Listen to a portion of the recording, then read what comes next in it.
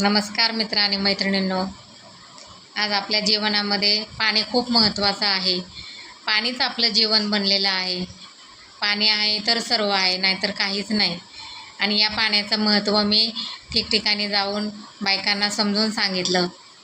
बघूया मी बघा कोणाकोणाला काय काय सांगितलं ते. आज पाणी वाचवलं तर उद्याचं आयुष्य सुंदर होईल. होय. थेंब थेंब पाणी जपा, भविष्यासाठी जीवन वाचवा. आजच पाणी जपा, उद्या आनंदाने जगा. पाणी आहे अमूल्य धन, त्याची करा जपणूक मनापासून. हो, नक्कीच.